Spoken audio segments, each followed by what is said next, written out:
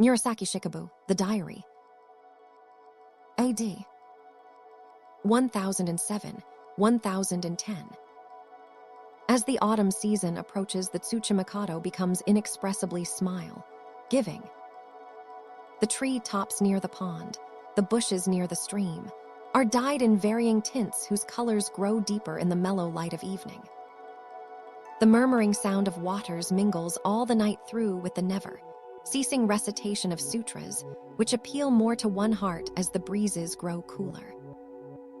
The ladies waiting upon her honored presence are talking idly. The queen hears them. She must find them annoying, but she conceals it calmly. Her beauty needs no words of mine to praise it, but I cannot help feeling that to be near so beautiful a queen will be the only relief from my sorrow. So in spite of my better desires for a religious life, I am here.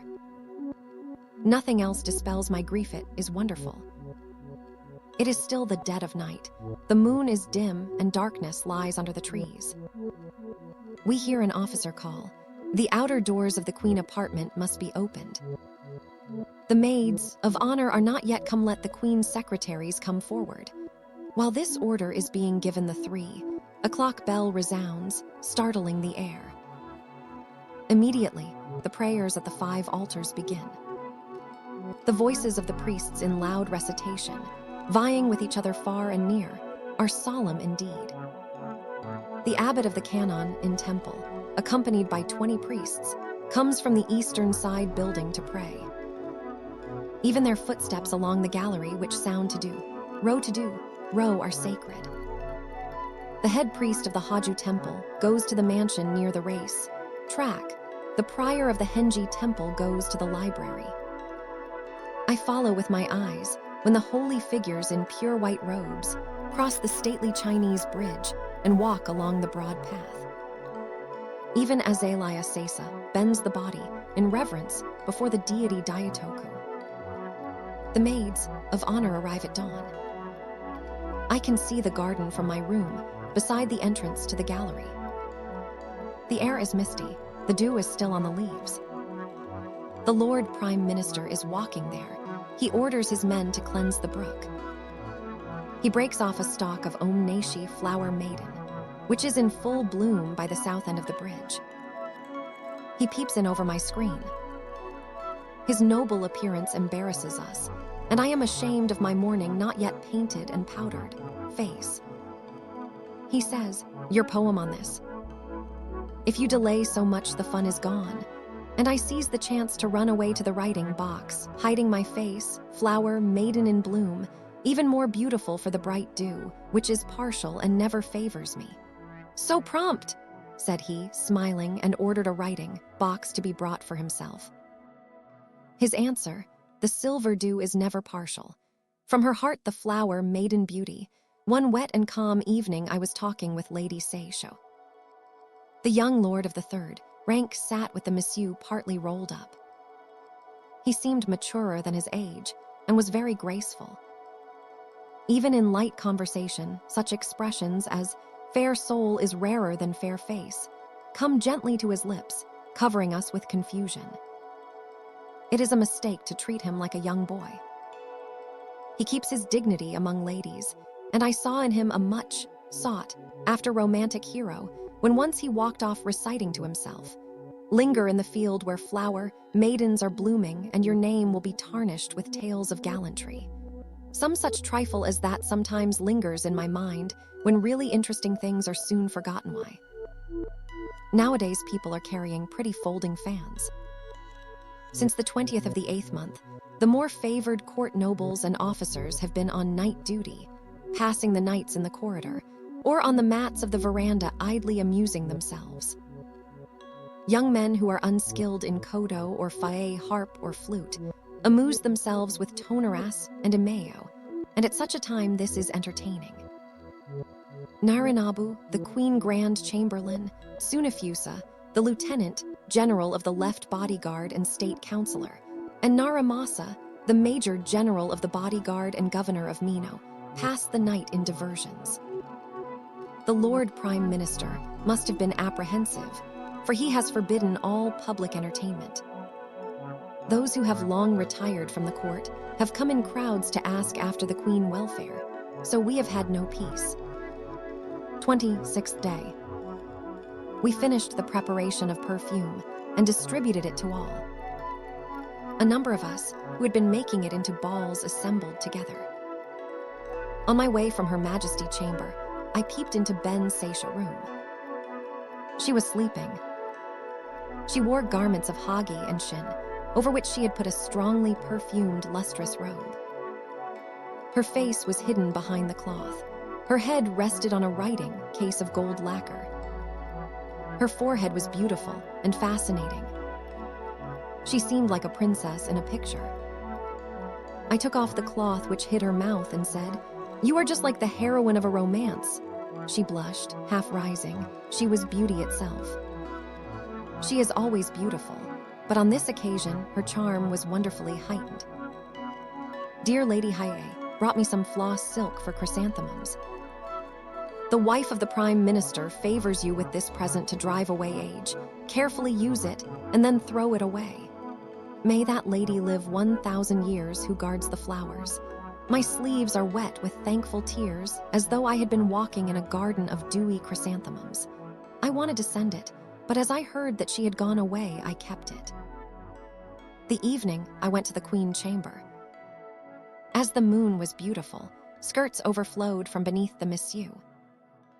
By and by, there came Lady Kashosho and Lady Dainagan.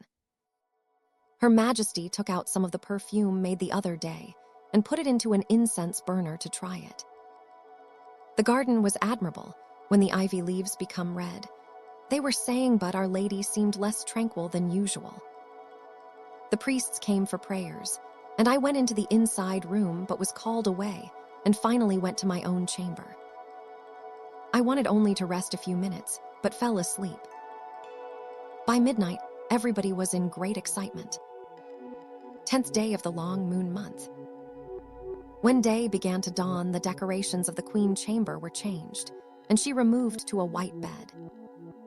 The Prime Minister, his sons, and other noblemen made haste to change the curtains of the screens, the bed cover, and other things. All day long she lay ill at ease. Men cried at the top of their voices to scare away evil spirits. There assembled not only the priests who had been summoned here for these months, but also itinerant monks who were brought from every mountain and temple. Their prayers would reach to the Buddhas of the three worlds. All the soothsayers in the world were summoned. 8 million gods seemed to be listening with ears erect for their Shinto prayers. Messengers ran off to order sutra, reciting at various temples. Thus the night was passed. On the east side of the screen, placed around the queen bed, there assembled the ladies of the court. On the west side, there were lying the queen substitutes possessed with, or who were enticing, the evil spirits. Each was lying surrounded by a pair of folding screens. The joints of the screens were curtained, and priests were appointed to cry sutras there. On the south side, there sat in many rows abbots and other dignitaries of the priesthood, who prayed and swore till their voices grew hoarse, as if they were bringing down the living form of Fudo. The space between the north room and the dais, on which was the queen bed, was very narrow, yet when I thought of it afterwards, I counted more than 40 persons who were standing there. They could not move at all, and grew so dizzy that they could remember nothing. The people, i.e. the ladies, in, waiting, and maids, of honor now coming from home, could not enter the main apartment at all. There was no place for their flowing robes and long sleeves. Certain older women wept secretly. 11th day. At dawn, the north sliding doors were taken away to throw the two rooms together. The queen was moved towards the veranda. As there was no time to hang Monsieur, she was surrounded by Kicho. The Reverend Jayacho and the other priests performed incantations. The Reverend Ingen recited the prayer written by the Lord Prime Minister on the previous day, adding some grave vows of his own. His words were infinitely august and hopeful. The Prime Minister, joining in the prayer, We felt more assured of a fortunate delivery. Yet there was still lingering anxiety which made us very sad, and many eyes were filled with tears. We said, tears are not suitable to this occasion, but we could not help crying. They said that Her Majesty suffered more because the rooms were too crowded, so the people were ordered to the south and east rooms. After this, there remained in the royal apartment only the more important personages. The Prime Minister, Lady Sanuki, and Lady Seisho were within the royal screen. The honored priest of Nina Temple and the court priest of Mie Temple were summoned within. The Prime Minister gave various commands, and his voice overpowered those of the priests. There were also ladies Dainagan, Kashosho, Miya no Neishi, Nakatsukasa no Kimi, Teiyu no Mayabu, Daishikibu no Amoto, Tono no Senji. These last were venerable ladies of experience, but even they were bewildered with good reason. I am yet a novice, and I felt with all my heart that the occasion was serious. Also, in the place a little behind, outside the curtain, there were the nurses of the princesses Neishi, No, Kami, and Nakatsukasa, of the queen's sister Shanagan, and of her younger sister Kashikibu. These nurses forced their way into the narrow passage behind the two screens and there walked back and forth, so that none could pass that way. There were many other persons bustling about, but I could not distinguish them. The Prime Minister's son, Lieutenant General Seisho, Major General Masamichi of the 4th rank, not to speak of Lieutenant General Tsunafusa of the left bodyguard, and Miya no Teiyu, who had not known Her Majesty familiarly, all looked over her screen for some time. They showed eyes swollen up with weeping over her sufferings, forgetting the shame of it. On their heads rice was scattered white as snow. Their rumpled clothes must have been unseemly, but we could only think of those things afterward. A part of the queen head was shaved. I was greatly astonished and very sorry to see it, but she was delivered peacefully. The after-birth was delayed, and all priests crowded to the south balcony, under the eaves of the magnificent main building, while those on the bridge recited sutras more passionately, often kneeling. Among the ladies, waiting on the east side were seen some of the courtiers. Lady Kachujo, I met that of the Lieutenant General. People afterwards laughed over her astonished expression. She is a very fascinating and elegant person, and is always very careful to adorn her face. This morning she had done so, but her eyes were red, and her rouge was spoiled by tears. She was disfigured, and hardly seemed the same person. The imperfectly made, up face of Lady Seisho was a rare sight, but what about my own? It is lucky for me that people cannot notice such things at such a time. As the after-birth came, it was fearful to hear the jealously swearing voices of the evil spirits. Shinzo Azari took charge of Lady Ben no Kuroto. Soyo took charge of Hayae no Kuroto. A priest Hajuji took charge of Yukin no Kuroto. Chizo Azari took charge of Lady Miya no Neishi. This last priest was overpowered with the evil spirit, and as he was in a too pitiable state, Ninkaku, Azari went to help him. It was not because his prayer had little virtue, but the evil spirit was too strong. Queen Substitute. This priest swore all night till his voice became hoarse. Most ladies who were summoned in order that the spirits might enter into them remained safe, and they were much troubled, thinking that it would be to the queen advantage were they attacked. At noon, we felt that the sun came out at last. The queen was at ease. She is now at peace. Incomparable joy. Moreover, it is a prince, so the joy cannot be oblique.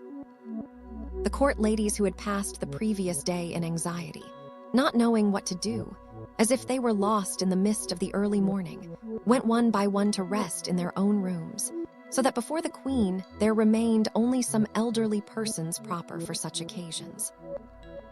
The Lord Prime Minister and his lady went away to give offerings to the priest who had read sutras and performed religious austerities during the past months. and to those doctors who were recently summoned. The doctors and soothsayers, who had invented special forms of efficacy, were given pensions. Within the house, they were perhaps preparing for the ceremony of bathing the child. Large packages of ceremonial clothes were carried to the apartments of the ladies in waiting. Karajinu and embroidered trains were worn. Some wore dazzlingly brilliant trains embroidered and ornamented with mother of pearl. Some lamented that the fans which had been ordered had not come. They all painted and powdered. When I looked from the bridge, I saw Her Majesty first officials, and the highest officers of His Highness the Crown Prince, the newborn child, and other court nobles. The Prime Minister went out to have the brook, which had been choked with mud, cleaned out. All the people seem happy. Even those who have some cause for melancholy are overtaken by the general joy. The first official of our Queen has naturally seemed happier than anybody, though he does not show special smiles of self-satisfaction and pride. The Lieutenant General of the Light Bodyguard has been joking with the King Advisor of the middle rank, sitting on a mat on the balcony of the side building. The sword of His Highness, the young prince, has been brought from the imperial court. The Lieutenant General and First Secretary Yori Sada, on his way home from the shrine at Issei, where he had gone as imperial messenger to offer Nusa, stopped at the gate as he could not enter the house to inquire for Her Majesty. He was given some present. I did not see it. The navel cord was cut by the Prime Minister Lady. Lady Takabana of the third rank gave the breast for the first time ceremonial. For the wet nurse Daisaimon, no, Amoto was chosen, for she has been in the court a long time and is very familiar with it. The daughter of Munitoki, courtier and governor of Bichu, and the nurse of Kurodo, no, Ben were also chosen as nurses. The ceremony of bathing was performed at 6 o'clock in the evening. The bath was lighted by torches. The queen maid in white over green prepared the hot water. The stand for the bathtub was covered with white cloth. Chikamitsu, governor of Oiri province, and Nakanabu, the head officer attached to the queen, presented themselves before the Missu. There were 2 stands for kettles. Lady Kayoiko and Lady Haruma poured the cold water. 2 ladies, Amoku and Uma, selected 16 jars from among those into which the hot water was poured, choosing the purest. These ladies wore gauze outer garments, fine silk trains, karajinu and seishi. Their hair was tied by white cords, which gave the head a very fair look. In the bath, Lady Seisho became the partner of Bathing Eye, entered the bath with the royal infant. Lady Dainagan in her bathing dress, she was especially beautiful in this rare costume. The Lord Prime Minister took the august prince in his arms.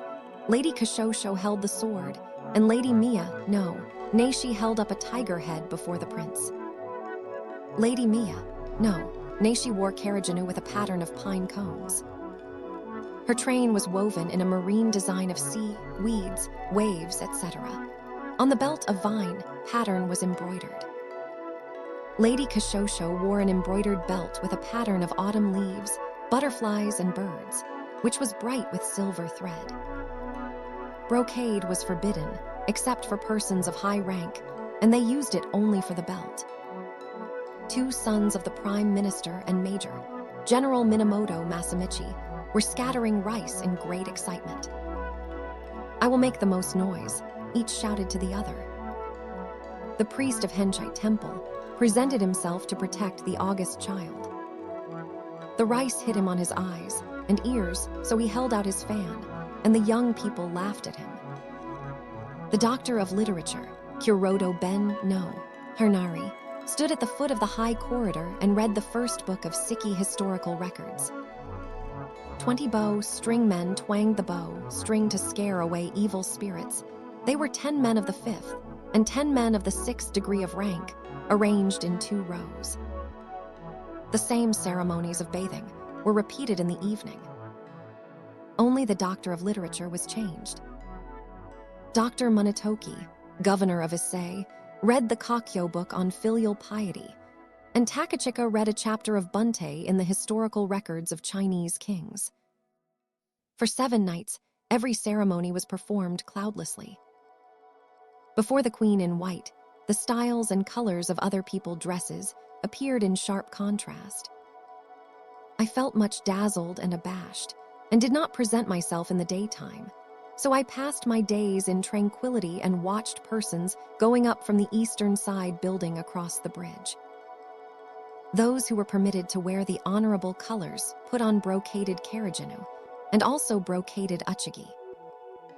This was the conventionally beautiful dress, not showing individual taste. The elderly ladies who could not wear the honorable colors avoided anything dazzling, but took only exquisite uchigi trimmed with 3 or 5 folds, and for karajinu brocade either of one color or of a simple design. For their inner kimonos they used figured stuffs or gauzes. Their fans, though not at first glance brilliant or attractive, had some written phrases or sentiments in good taste, but almost exactly alike, as if they had compared notes beforehand. In point of fact, the resemblance came from their similarity of age, and they were individual efforts. Even in those fans were revealed their minds, which are in jealous rivalry. The younger ladies wore much embroidered clothes. Even their sleeve openings were embroidered. The pleats of their trains were ornamented with thick silver thread, and they put gold foil on the brocaded figures of the silk. Their fans were like a snow-covered mountain in bright moonlight. They sparkled and could not be looked at steadily. They were like hanging mirrors, in those days made of polished metal. On the 3rd night, Her Majesty Major Domo gave an entertainment. He served the queen himself.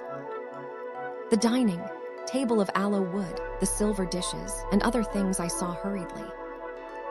Minamoto Tsunagen and Seisho presented the queen with some baby clothes and diapers, a stand for a clothes chest, and cloth for wrapping up clothes and furniture. They were white in color and all of the same shape, yet they were carefully chosen, showing the artist mind. The governor of Omi province was busy with the general management of the banquet. On the western balcony of the east building there sat court nobles in 2 rows, the north being the more honorable place. On the southern balcony were court officials, the west being the most honorable seat. Outside the doors of the principal building, where the queen was white-figured, silk screens were put. On the 5th night, the Lord Prime Minister celebrated the birth. The full moon on the 15th day was clear and beautiful. Torches were lighted under the trees, and tables were put there with rice, balls on them. Even the uncouth, humble servants who were walking about chattering seemed to enhance the joyful scene. All minor officials were there burning torches, making it as bright as day. Even the attendants of the nobles, who gathered behind the rocks and under the trees, talked of nothing but the new light which had come into the world, and were smiling and seemed happy as if their own private wishes had been fulfilled. Happier still seemed those in the audience chamber, from the highest nobles even to men of the 5th rank, who, scarcely to be counted among the nobility, met the joyful time going about idly and bending their bodies busily obsequiously. To serve at the queen dinner 8 ladies tied their hair with white cords, and in that dress brought in Her Majesty dining table. The chief lady waiting for that night was Miya no Naishi. She was brilliantly dressed with great formality, and her hair was made more charming by the white cords which enhanced her beauty. I got a side glance of her when her face was not screened by her fan. She wore a look of extreme purity. Kamoku or Dakumi, daughter of Nabayoshi. These were all young and pretty. It was a sight worth seeing. This time, as they chose only the best-looking young ladies, the rest who used to tie their hair on ordinary occasions to serve the queen dinner wept bitterly. It was shocking to see them.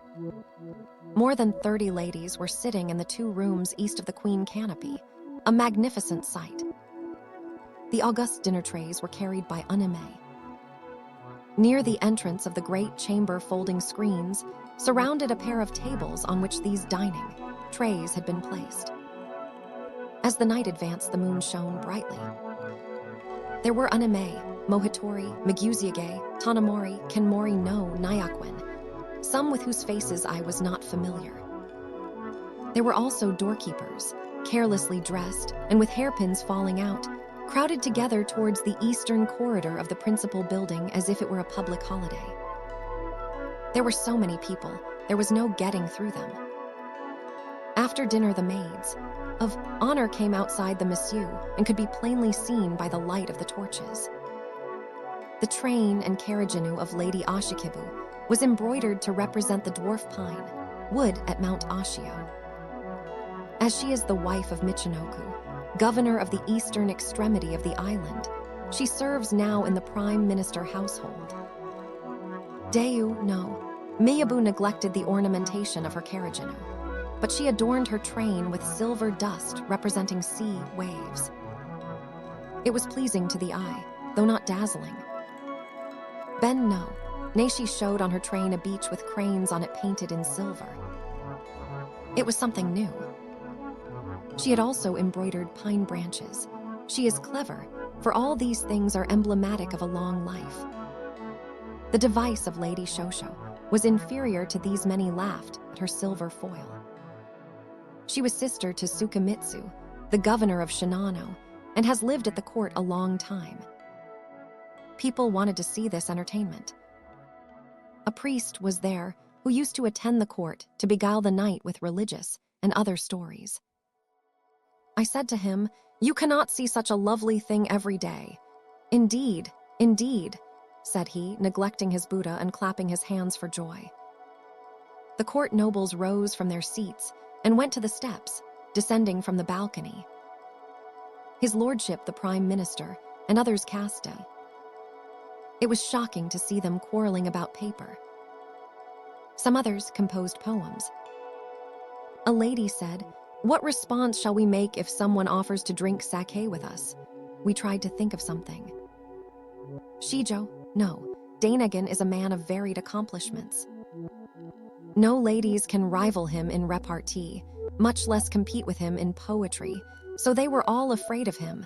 But this evening, he did not give a cup to any particular lady to make her compose poems. Perhaps that was because he had many things to do, and it was getting late. At this ceremony, the ladies of high rank are given robes, together with babies' dresses presented by the queen. The ladies of the 4th rank were each given a lined kimono, and those of the 6th rank were given hakama. So much I saw. The next night, the moon was very beautiful. As it is the delightful season, young people went boating. They were all dressed uniformly in white, and their hair showed better than when they wear colored clothes.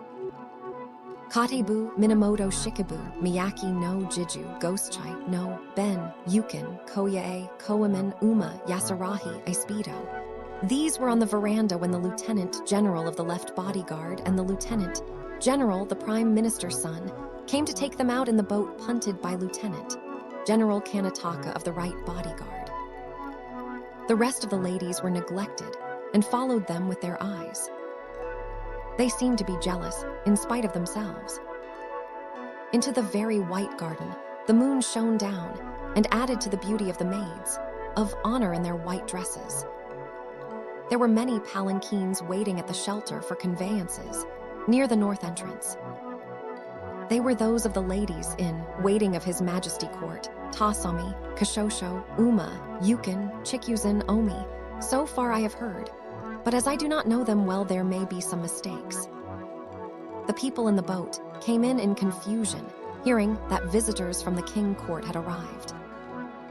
The Lord Prime Minister came out to welcome them and put them in good humor. He seemed to be perfectly happy. Gifts were made to them according to their rank. On the 7th day, His Majesty celebrated the birth. His secretary and Major General, Michimasa, came as king messenger with a long list of the presents, put into a wicker box. A letter was immediately sent from the queen to the king. The students from the Kangakuin came keeping step. The list of visitors' names was presented to Her Majesty. Some may perhaps receive gifts. The ceremony of the evening was noisier than ever. I peeped under the queen canopy.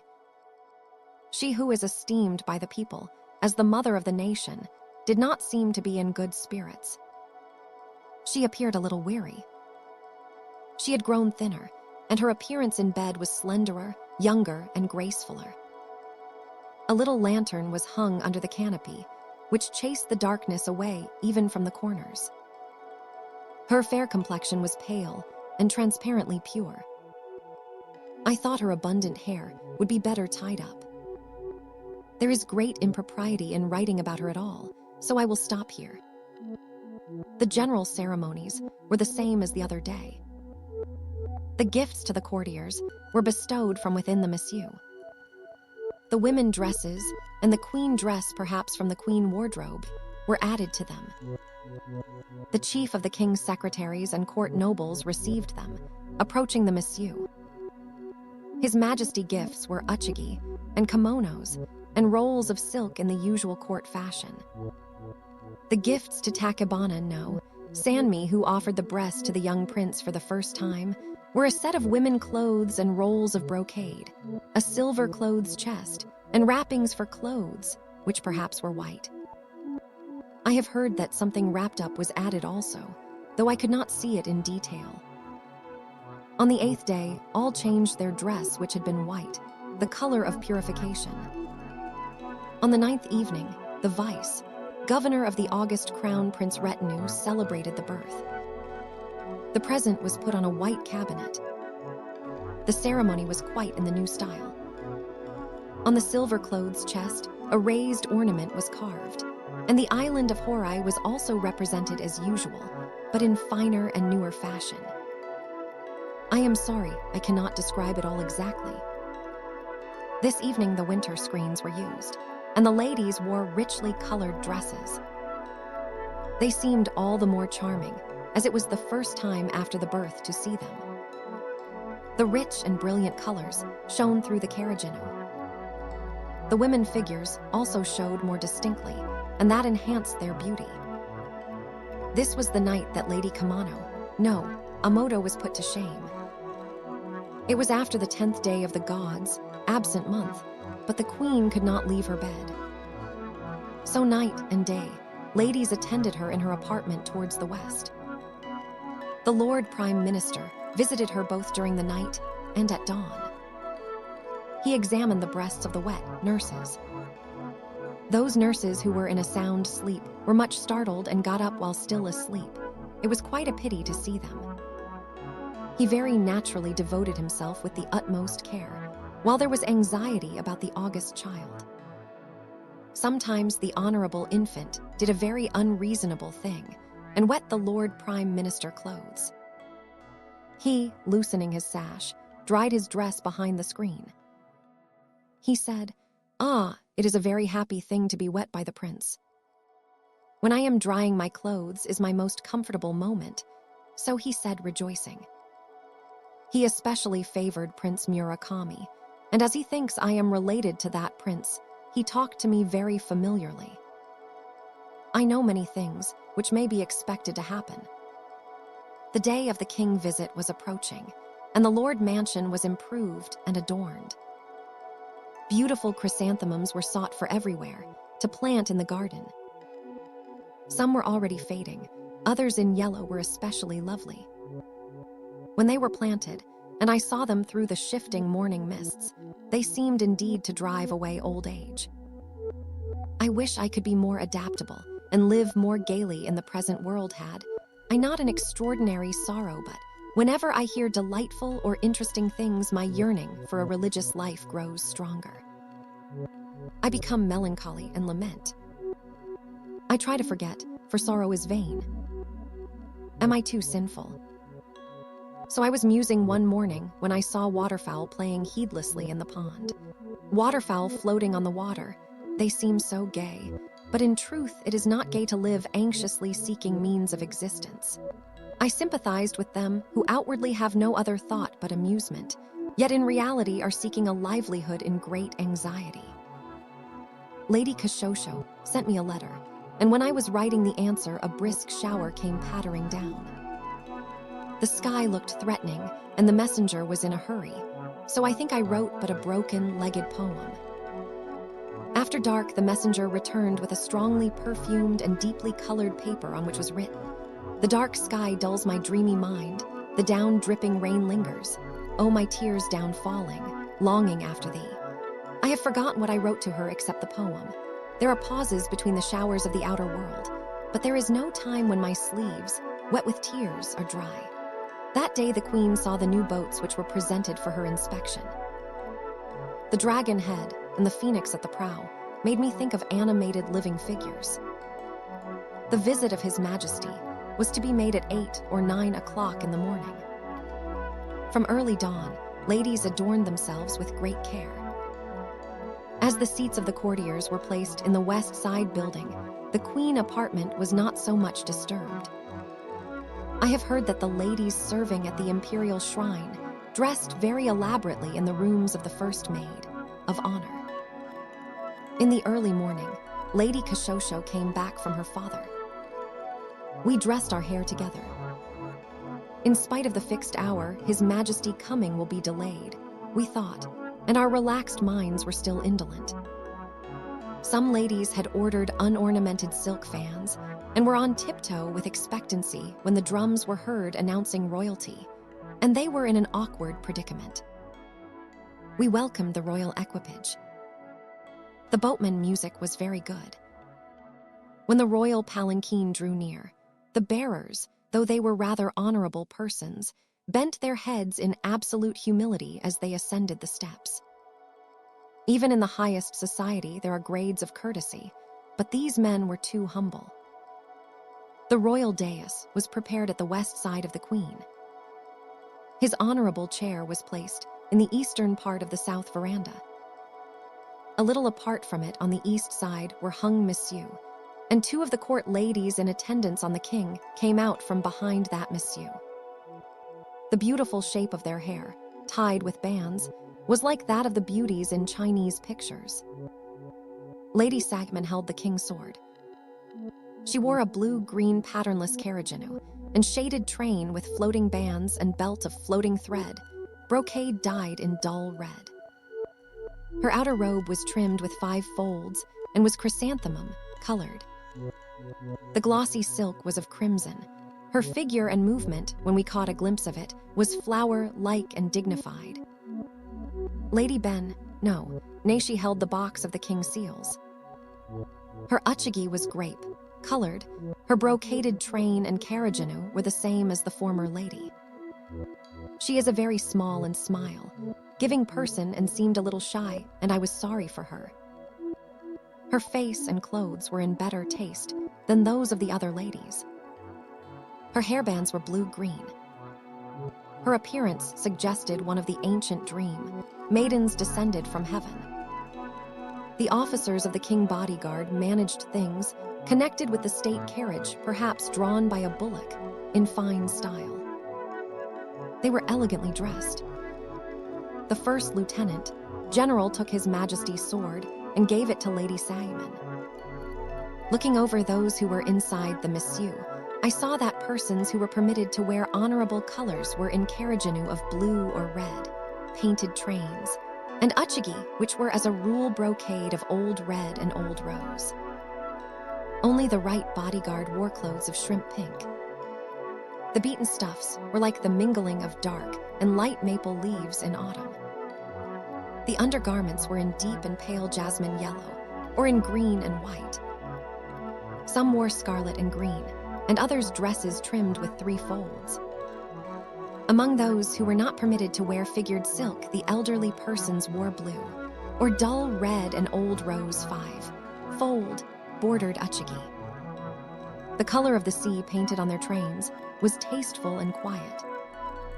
On their belts was a repeated design. The younger ladies wore 5-fold, trimmed carriaginu of chrysanthemum colors according to their taste. The first garment was white, and those who wore a blue dress covered it with a red one. Those who wore old rose on the outside took more richly colored garments underneath.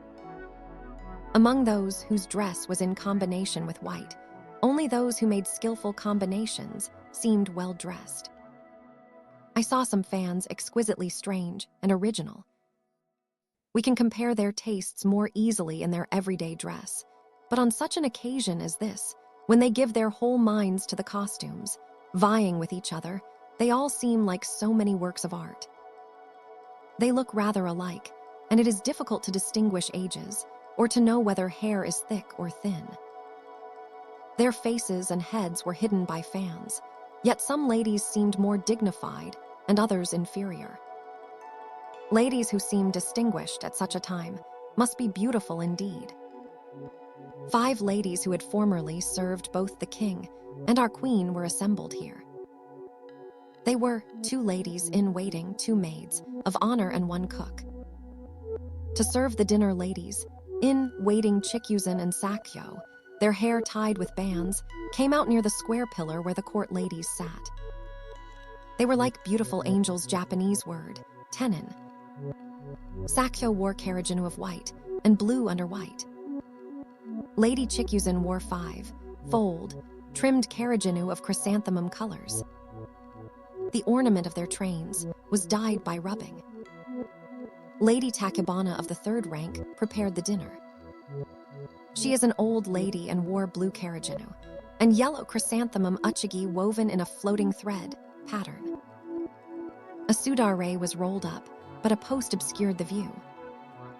The Lord Prime Minister, taking the august young prince in his arms, went before the king. His Majesty took the child himself. The honorable infant cried a little in a very young voice. Lady Seisho stood holding the prince's sword.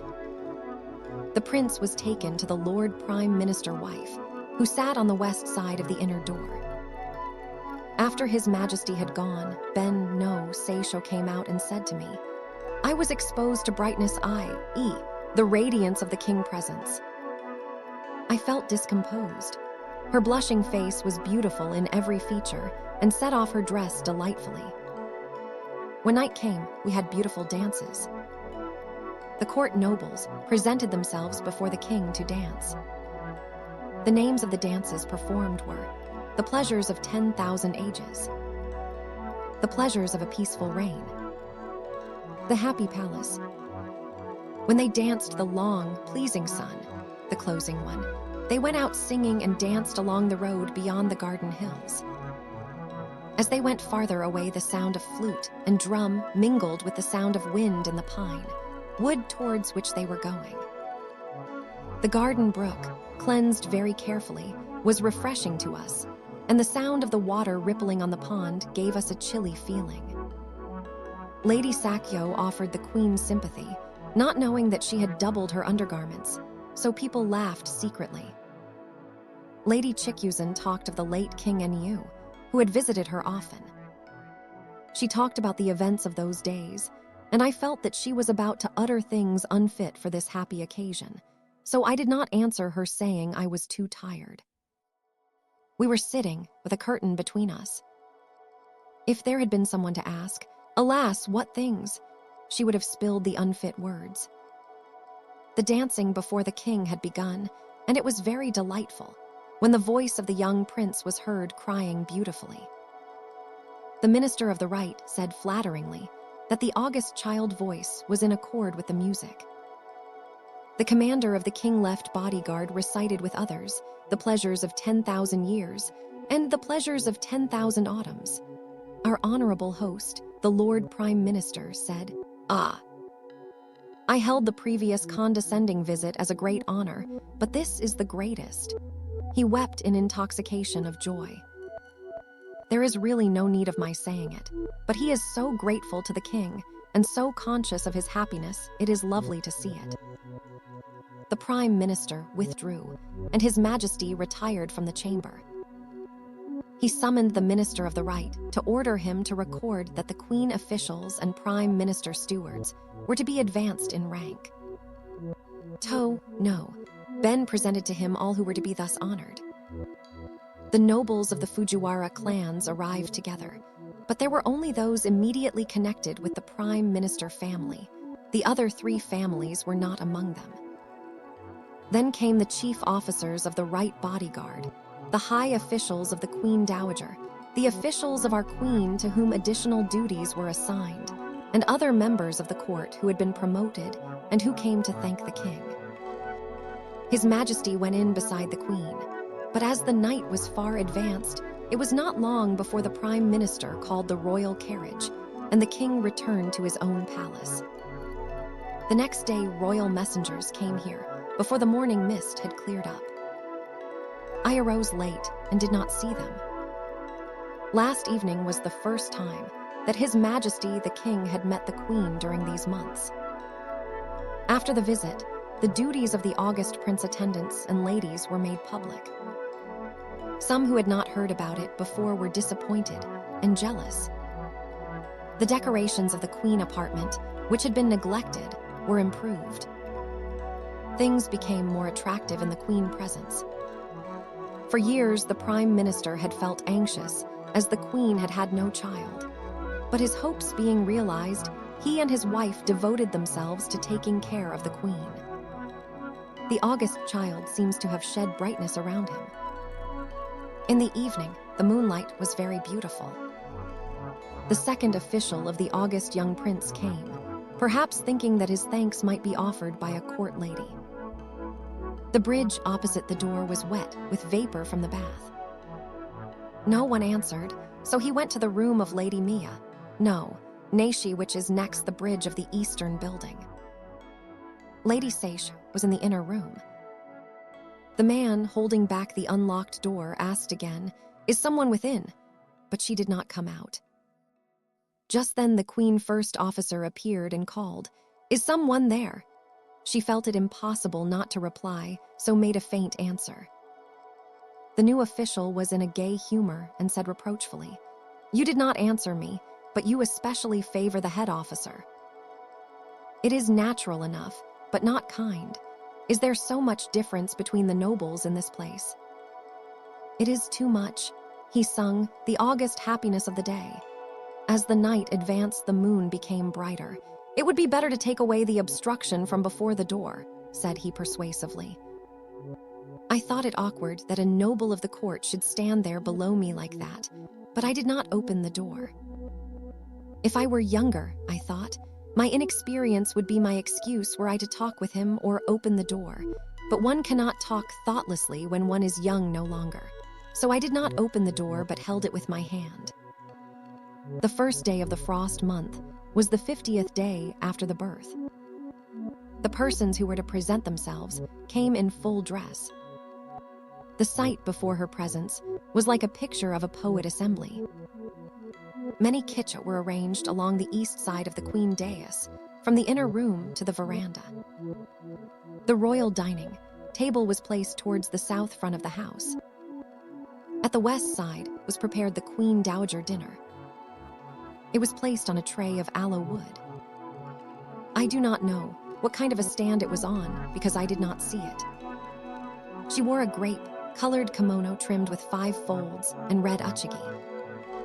Those serving the dinner were Lady Seisho and Lady Sanuki. The maids of honor dressed their hair with Seishian bands. Lady Dainagan served the August Prince dinner at the east side, a little dining table, plate, stand for chopsticks, with a central decoration representing a bit of seashore all as small as play, things for dolls. At the east end, where the sudare was a little rolled up, there were in waiting such ladies as Ben no Naishi, Lady Nakatsukasa, Lady Kashosho. As I was inside, I could not see in great detail. That night, Lady Sefu, the nurse, was permitted to wear a dress of honorable color. She seemed still girlish, as she took the August Prince in her arms and gave him to the Lord Prime Minister, who was within the dais. He came out quietly, and they were plainly seen in the flickering light of the torches. It was very lovely. The August Prince was dressed in red brocade, with shaded skirt exquisitely pretty. The machi was given to him by the Lord Prime Minister. The seats of the courtiers had been prepared at the west side of the east building. There were 2 ministers present. They came out onto the bridge and were very drunk and boisterous. As the torches burnt low, the major general of the 4th rank was called to light lanterns. Boxes and baskets of food, the prime minister gifts, were borne in by the attendants and piled up on the balcony near the railing. Some of the boxes were to be taken to the king kitchen, and as the next day was to be a day of abstinence for religious devotion, they were carried away at once. The queen first officer came to the Monsieur and asked if the court nobles should be invited there. As the answer was yes, everyone came led by the prime minister and approached the east door. Ladies stood in 2 or 3 rows. The Monsieur was rolled up by those who were nearest it, Lady Dainagan, Lady Kashosho, and others. The minister of the right came dancing wildly and made a hole in the kitchen behind which ladies were sitting. They laughed, saying, "He is long past the age for that."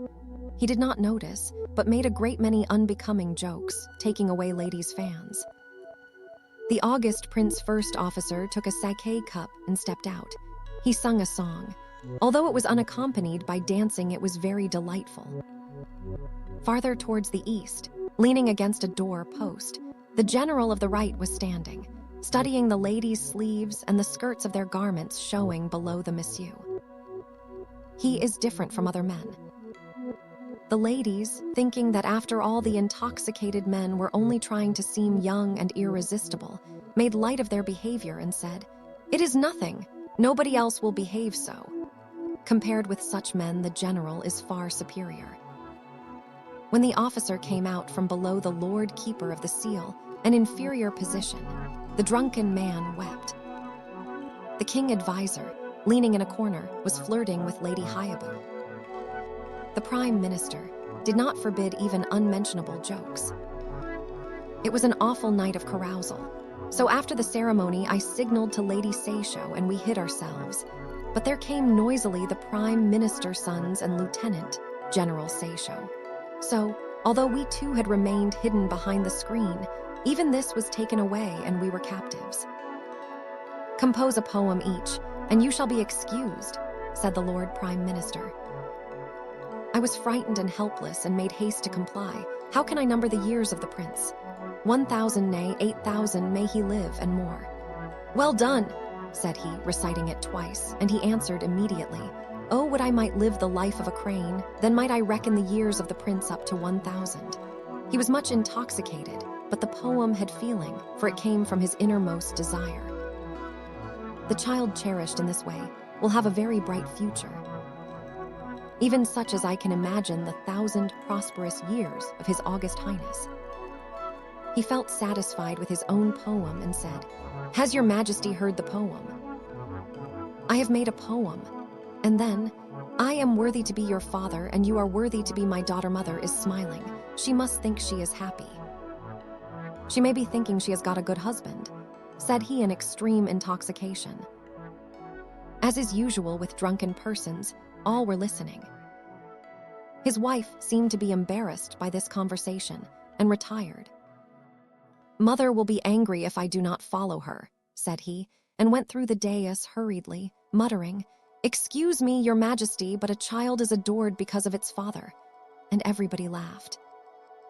The day for the queen return to the palace approaches, and her ladies have no tranquil hours because of continual ceremonies. Her Majesty had had blank books made, so from early morning I was summoned to attend her to arrange the paper and to write letters which were sent with the books and the romances to be copied. I also spent days in compiling these into books. What fancy is this?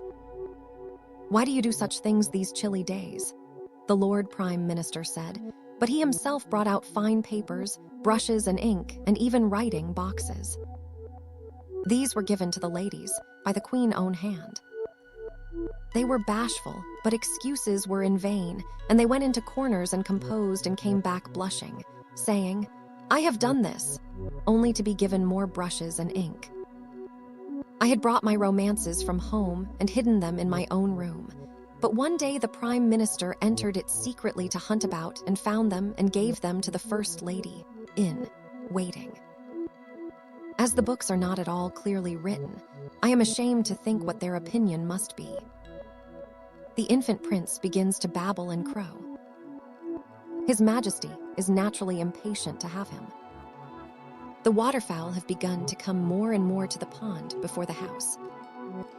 I longed for snow while we were staying there, but just then I had to go home to my parents. 2 days after retiring from the court, a great snow came.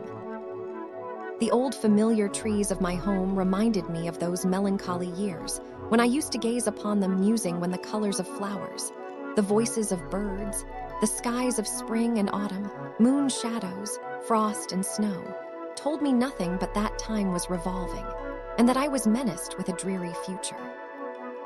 Before I went to court, I tried to avoid sadness by writing to those who were in the same state of mind, even to those with whom I was only slightly acquainted, and associating with them, I consoled my heart in various ways. Although an unimportant person, I had passed my life without feeling any sort of contempt of myself, until I went to court since then, alas. I have experienced all the bitterness of it. Today I took out romances, but they no longer interested me. I was ashamed to think what those melancholy persons to whom I used to write had thought of me since I went to court, so I had no courage to write to them again. Those with whom I am now intimate would have to publish my letters broadcast, so how can I write to them my inmost heart? Thus my letters have inadvertently grown few. I had a feeling that association with some of the younger ladies who used to visit me before I went to court could not continue. Some of them I had to refuse when they came, and in my home, all these trifles have made me feel more deeply that I have gone into a world not intended for me. I write only to those from whom I can never part, to whom my heart prompts me to speak. Oh, worthless heart, that feels love only for those with whom it daily associates. Her handwriting is very elegant. She is a very true-hearted person. A lady wrote me, "The Queen has seen the snow, and she regrets deeply that you are not here at court." The Prime Minister lady wrote to me, "When I tried to stop your going away, you said you would go at once, that you might come back soon." Was not that true? For many days have passed. She may not have been in earnest, yet as I received such a letter, I went back to the court. It was on the 17th of the frost month that the Queen went back to the palace. The time had been fixed for 8 o'clock in the evening, but the night was far advanced. I could not see more than 30 ladies who tied up their hair. To the east balcony of the Queen apartments came more than 10 ladies, waiting from His Majesty Court to escort the Queen. Her Majesty Senji woman, who repeats the Queen words to outsiders, went in Her Majesty coach with her. The Lord Prime Minister wife and Lady Sen, the nurse, holding the august infant in her arms, went in a coach adorned with silk fringes. Lady Dainagan and Lady Seisha were in a gold, studded coach. In the next one went Lady Kashosho and Lady Mia, Naishi. The Lieutenant, General of His Majesty Stud, was in the next one. I was to go in that one. His manner expressed dissatisfaction with so mean a companion, and I was much discomposed.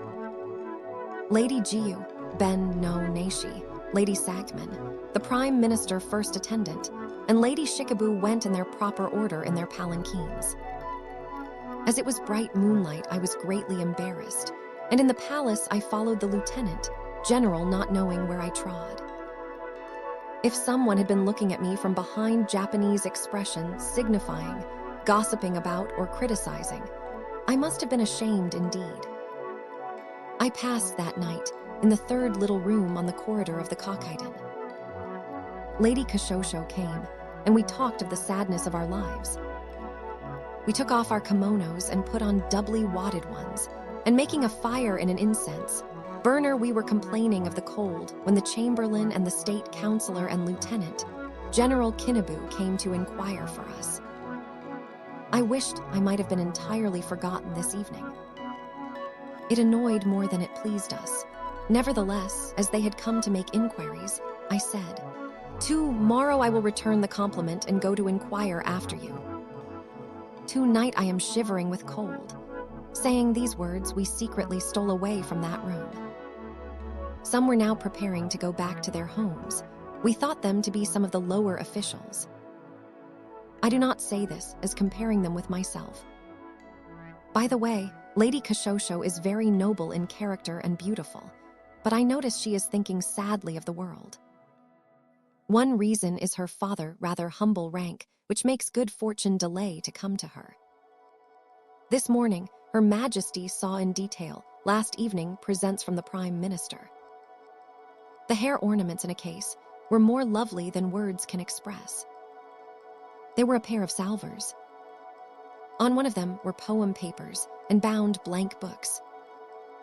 On the other were the poetical collections of the Kikinshu, Gosenshu, and Juishu. Each was bound in 5 volumes. The copyists of these volumes were the king advisor and attendant of middle rank and Enkwan. The covers were of thin figured silk, the fastenings of braided silk of the same material. They were fitted into a basket. There were also ancient and modern poetical collections of various families, such as those of Yashinabu and Matasuke. The copies made by Enkwan and Chikazumi were kept for the queen private use. They were made in the new fashion. On the 20th day of the frost month, the dance of Ghost Chai was performed. A costume was given to the young lady, whom the king attendant and state counselor offered for the dance. The lieutenant general asked for a garland for his dancer, which was given. At the same time, a box of perfume ornamented with artificial leaves and plum blossoms was given her. As the arrangements had been made a long time beforehand this year, there was great rivalry among the dancers. Torches were lighted in close rows along the outer doors of the eastern veranda, so there was day, brightness, and it was really awkward to walk there. I felt for the girls, but it was not they only who were embarrassed. Young nobles looked at the girls face to face, almost bringing the lights down in front of them. They tried to draw a curtain before themselves, but in vain, and the nobles' eyes were still on them. My heart throbs even at the memory of it. The helpers of courtier Narito daughter were dressed in brocaded karajinu, which was distinctive and pleasing even at night. She was overwhelmed by her dress, and her movements were ungraceful, yet the nobles paid her special attention. The king came to see the dance. The Lord Prime Minister, too, crept in from the side entrance, so we felt constraint. The helpers of Nakakayo daughter were all of the same height. They were graceful and charming, and people agreed that they were not inferior to any ladies. The state counselor and lieutenant general had all his maids as helpers of his daughter. One of them was ungraceful, being fat and countrified, so all were laughing at her. The daughter of To state counselor gave a fresh and distinct impression because of her family. She had 10 helpers. The ladies who were proud of their good looks seemed more beautiful in this artificial light. On the morning of the Day of the Tiger, the courtiers assembled. Although it is a common custom to have the dance, the younger ones were especially curious to see the dancers. Was it because they had acquired rude country manners during these months of absence from the court? There the dress dyed by rubbing the leaves of the indigo plant was not to be seen. When night came, the second official of the crown prince was summoned, and perfumes were bestowed upon him. Quantities of it were heaped up in a large box. That night, the dance was performed in the Seri Odin. The king was present to see it.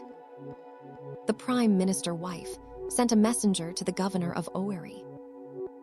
As the august young prince was to be present, rice was thrown to keep off evil spirits, and people reviled them the spirits and called them names.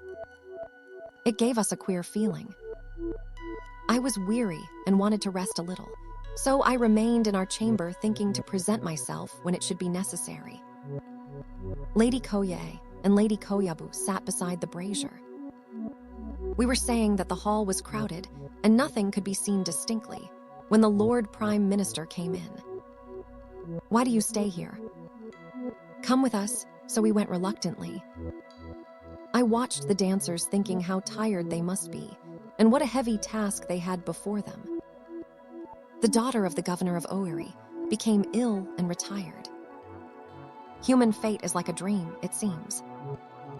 After the dance, His Majesty retired. Young noblemen talk of nothing these days but the rooms of those dancers. Even the borders of the curtains hanging over the sudare were varied according to the taste of the dancer. Their hair, dressing, and their style also varied extremely, so the young men talked about that and more improper things too.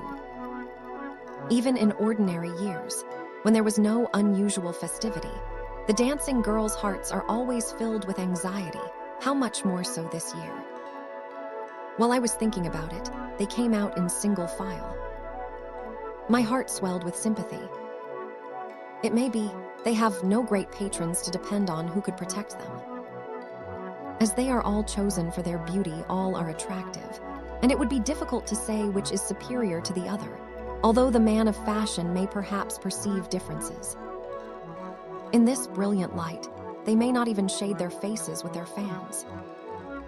They are placed in rivalry with each other in rank, in prudence, and in wit, and must struggle each to excel the other, although at the same time they feel shyness in the presence of the young men. Surrounded by the young nobles, they are forced to hold their own among them worthily. I feel sorry for them. Governor Tamba, daughter, wore a darkish blue gown. The state councilor To, daughter, wore red. The maids of the latter wore the blue carriagenu of a girl and were so beautiful that they made us women jealous. One girl did not seem at all dignified. The daughter of the state councilor and lieutenant general was tall and had beautiful hair. Her attendants wore deep, colored clothes trimmed with 5 folds, and their outer garments were varied according to taste. The last girl wore a plain grape, colored one, and that simple dress was more beautiful, as it showed taste in color combination. The secretaries of the 6th rank went towards them to take away their fans. They threw them down themselves. Though they were graceful, they did not seem like girls. If we were in their places, it would seem like a dream to us. I had never supposed I should mingle with these court ladies. Yet the human heart is an invisible and dreadful being. If I became accustomed to court life, my bashfulness would be overcome and I could easily stand face to face with men. As if in a vision my future appeared to me, and such a state of things appeared to me undesirable. My mind was greatly troubled, and I could observe nothing. The apartment temporarily given to the dancer, who was the daughter of the king advisor and state councilor, was just across the way in the building of another queen, see map of palace, on the corridor opposite to that of our queen. A part of the sudare of that room was in sight above the outer shutter, although we could hear voices but faintly. The state councilor and lieutenant general, who knew about it all, said, "There are ladies called Sakyo and Uma who once served that queen over there. It was Sakyo who sat in the eastern part of the hall last night as a helper of a certain young lady who danced," said Jinshosho, who knew her. Some of our queen ladies chanced to overhear these remarks. "How extraordinary. Yet she must remember old times," said they. "How is it possible that a former lady in waiting should return to the court as a maid? She may be thinking it will never be known, but we will one day bring it to light. Our ladies may have been scheming for this when they chose among the multitude of fans kept by the queen those representing the island of Horai.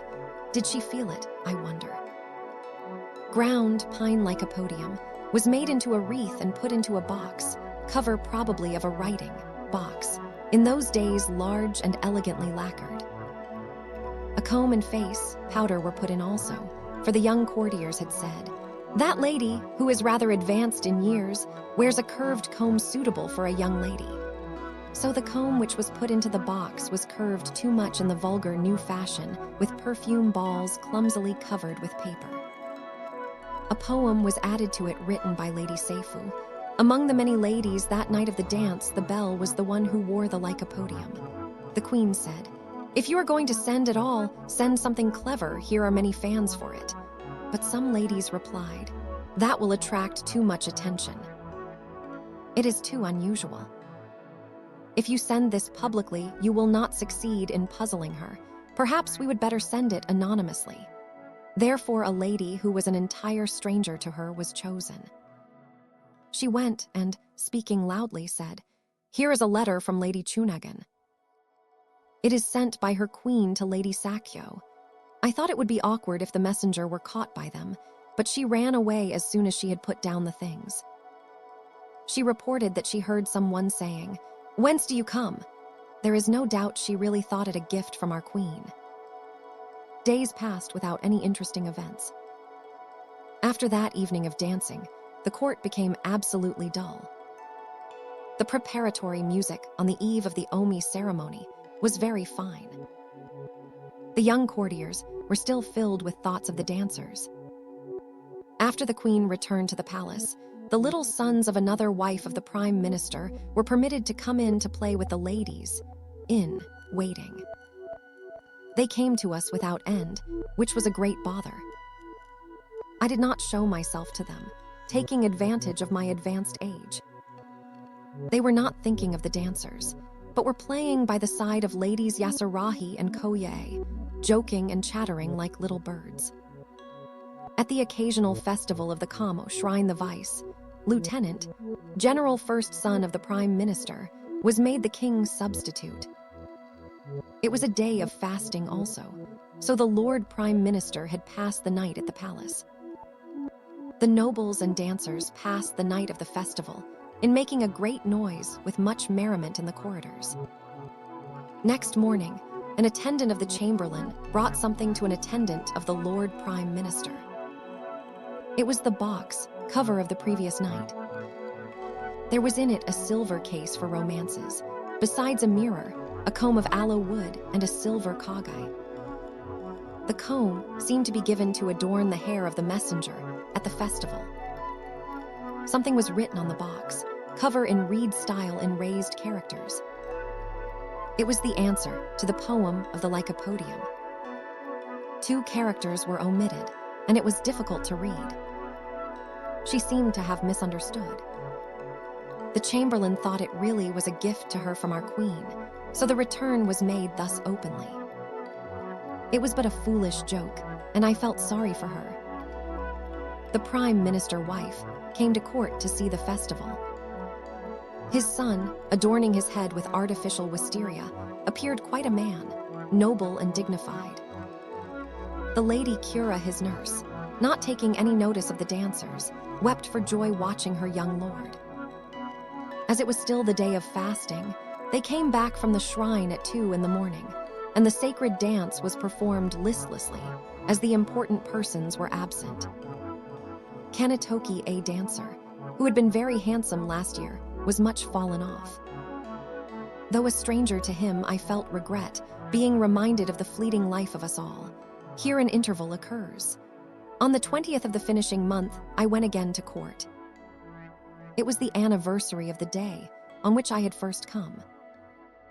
I remembered my former career as a wanderer on dream paths, and I loathed myself for having become so familiar with court life. The night was far advanced, and as the queen was fasting, we did not present ourselves before her. I felt lonely and was lying down. The maids of honor around me said, "The hours here are very different from those at home. There all would be sleeping by this time, but here our dreams are broken by the sound of shoes along the corridor." Hearing them girlishly talking, I murmured to myself, "My life and the year are closing together. At the sound of the wind dreary is my heart. On that moon, hidden night last night of the year, the driving off of evil spirits was soon finished." We dyed our teeth black, and after finishing decorating our faces, we sat at ease. Ben no, Naishi came, and after talking, she went asleep. The queen's seamstress sat in the doorway, watching the maid Aiki sewing. Just then, we heard an unusual noise from the direction of Her Majesty apartment. I tried to wake up Ben no Naishi, but she was heavy with sleep. Someone was heard crying wildly. I was frightened and could not think what to do. Was it a fire? But no, it was not that. I pushed the seamstress forward, saying, "Go there, over there." "Oh dear, then, Her Majesty is in her own room, we must by all means get to her." I shook Ben, no, Naishi roughly to awaken her, and we three ran trembling flying rather than walking. We saw two naked persons. They were Lady Yuje and Lady Koyabe. It seemed that they had been robbed of their clothes, and I felt more distressed than before. The kitchen servants had all gone out. Even the queen guards had retired after Devil, driving. We clapped our hands, but no one came. Some went to call the women attendants, while I, forgetting my shyness, said, "Call Hayabu no Joe, the secretary." He was sought for but had left the palace. I felt irritated indeed, but at last an assistant to the master of ceremonies came who poured oil into several lamps. We found many who had fainted. At the news, a messenger arrived from the king, but we were too frightened to receive him properly. He took out dresses from the royal wardrobe to give them. The new dresses for New Year Day were not stolen, so these ladies took their misfortune lightly, but unforgettably dreadful is a nude form. I can never call it laughable. It was too dreadful to speak of, but we could not help talking. The New Year Day was inauspicious. The rice cake mache ceremony was deferred. However, on the third day, the August crown prince went up to the king, and the rice cake festival was given for him. His attendant was Lady Dainagan. The dress of the ladies on the first day was karajinu of purple and old rose color, red kimono and shaded train. On the second day, red and purple brocade, deep violet glossy silk, green karajinu, train dyed by rubbing flowers. On the third day, we wore white and rose, colored brocaded garments, trimmed with many folds. The karajinu was of dull red and old rose brocade. When we wear deep violet, colored shining silk, the inner robe is of crimson. When we wear crimson outside, the inner dress is usually of deep violet. The pale and deep color of spring leaf buds, dull red, golden yellow, and light and dark crimsons dresses of these ordinary colors were worn trimmed with 6 folds in very beautiful combinations. Lady Seish held the August Prince Honorable Sword. The Lord Prime Minister took the August Prince in his arms, and they presented themselves before the king. Lady Seisho's dress was a garment trimmed with 3 and 5 folds, and figured of the same color trimmed with 7 folds. The uchigi was adorned with a pattern of oak, leaves beautifully embroidered. She wore a karajinu and train trimmed with 3 folds. Her unlined inner kimono was woven in a pattern. Her costume was in the Chinese style. Her hair was ornamented more elaborately than usual. Her style of dress and manner showed great knowledge of the world. She is rather tall and has a well-rounded figure. Her face is very small and exquisitely tinted. The following 11 paragraphs are portraits of prominent ladies of the court. Lady Dainagon is very small and refined, white, beautiful and round, though in demeanor very lofty. Her hair is 3 inches longer than her height. She uses exquisitely carved hairpins. Her face is lovely, her manners delicate and charming. Lady Senji is also a little person and haughty. Her hair is fine and glossy, and 1 foot longer than the ordinary. She puts us to shame. Her carriage is so noble. When she walks before us, we feel so much in the shade that we are uncomfortable. Her mind and speech make us feel that a really noble person ought to be like her. If I go on describing ladies' manners, I shall be called an old gossip, so I must refrain from talking about those around me. I will be silent about the questionable and imperfect. Lady Koshosho, all noble and charming. She is like a weeping willow tree at budding time. Her style is very elegant, and we all envy her manners. She is so shy and retiring that she seems to hide her heart even from herself. She is of childlike purity even to a painful degree. Should there be a low-minded person who would treat her ill or slander her, her spirit would be overwhelmed and she would die. Such delicacy and helplessness make us anxious about her. Lady Miya Nashi, also a beauty of good height. Her appearance as she sits is very dignified. She is fashionable. Although no single feature is especially beautiful, she has altogether an air of youth and beauty. Her face is literal translation, high in the middle, and she excels others in the fairness of her skin. Her hair ornaments, her forehead, oh beautiful, produce an effect of refinement and elegance. She is very frank and unaffected in manner, and never the least bit awkward about anything. She is naturalness itself. Her character may be an example for us. She never tries consciously to attract, and she has no vanity. Lady Shikibu is her younger sister. She is too plump, and her complexion is a fragrant white. She has a bright small face and beautiful hair, although it is not long. She presents herself before the queen with false hair. Her plump appearance, oh smile, giving. Her eyes and forehead are lovely indeed. Her smile is full of sweetness. Among the younger ladies, I think Kodayu and Gnshi are beautiful. The former is a little person quite modern in type. Her pretty hair is abundant at the roots, but gets too thin at the end, which is 1 foot longer than she is. Her face is full of wit. People will think her very pretty, and indeed there is no feature one would wish to improve. The latter is tall and rather superior. Her features are fine. She is smile, giving and lovable. She is very refined and seems to be a favorite daughter of some person of dignity. Lady Jo is also refined. These ladies cannot be looked down upon by court nobles. With everyone some fault is to be found, but only those who are ever mindful to conceal it even when alone can completely succeed. Lady Attendant Myaki is a very pretty person. Her hair is scarcely longer than her uchigi. The ends are beautifully cut. Her face was agreeable also when I last saw it. There is also Lady Gostchi, no Ben. She is the adopted daughter of Middle Advisor High. Her face is like a picture. She has a broad forehead and eyelids drooping at the corners. Her features are not remarkable at any point, but her complexion is white. Her hands and arms are pretty. When I saw her in the spring for the first time, her hair, which was profusely abundant, was 1 foot longer than herself, but it suddenly became thinner at the ends, and now it is only a little longer than she is. A Lady Koma had very long hair, an agreeable lady in those days. Now she has become like the bridge of a lute, which has been immovably fastened with glue. She has gone home.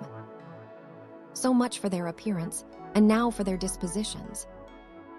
Here few can be selected, though each has some good points and few are entirely bad. It is very difficult to possess such qualities as prudence, wit, charm, right-mindedness all at once. As to many ladies, the question is whether they excel most in charms of mind or person. It is hard to decide. Wicked, indeed, to write so much of others. There is Lady Chujo, who waits upon the princess, dedicated to the service of the Kamo shrine.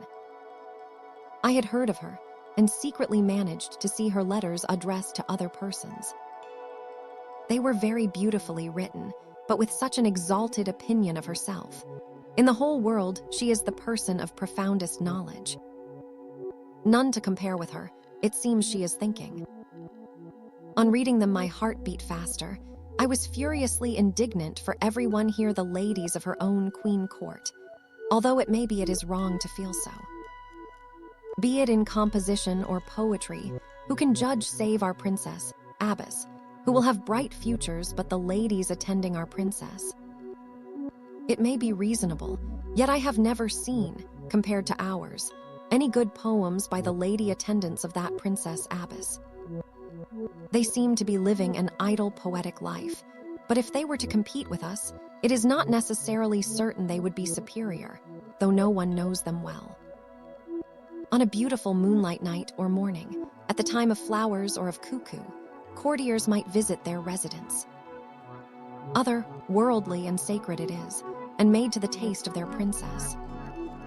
There they remain undisturbed, admiring her. On the other hand, with us many things occur. The Queen has to go up to His Majesty apartment, the Lord Prime Minister comes, and we have to keep watch at night. But there is nothing of all this in that world all their own, where they may indulge in elegance and avoid blunders. If I could live there like an old piece of buried wood thrown in among them, I might succeed in freeing myself from the reproach of shallowness would that I might indulge in elegance there, relaxing myself. Forward young ladies, there can devote themselves to dress, making themselves inferior to none and pleasing to courtiers. On the other hand, in our queen court we rather neglect to adorn ourselves, for our queen has no rivals now. Moreover, she thinks unfavorably of frivolous women, so those who wish to serve her and remain in favor keep from association with men. Of course, everywhere there are light-hearted, unashamed, thoughtless women, and men who visit our court to find them say we are awkward and unversed in social usage. Our ladies of the higher ranks are, indeed, much too reserved and haughty. It is not in this way that they can bring honor to our queen. It is painful to see them. The attendants of the princess, abbess, seem to have been alluding to these ladies, but both defects and merits are found in everyone, so we may not be inferior to them after all. Even our young ladies nowadays have heard of self-respect. It would be embarrassing if they were too frivolous, but one would not wish them to be heartless either. Our queen of perfect mind, enviably lovely, is reserved and never obtrusive, for she believes that few who are forward can avoid blunders. In fact, imperfect wit is worse than reserve. Our queen, when she was very young, was much annoyed to hear persons of shallow culture saying vulgar, narrow things with conceit, so she favored ladies who made no mistakes, and childlike persons pleased her very well. This is why our ladies have become so retiring. As Her Majesty grows older, she begins to see the world as it is, the bad and good qualities of the human heart. Reserve or boldness, she knows neither is good. The court nobles rather look down on us.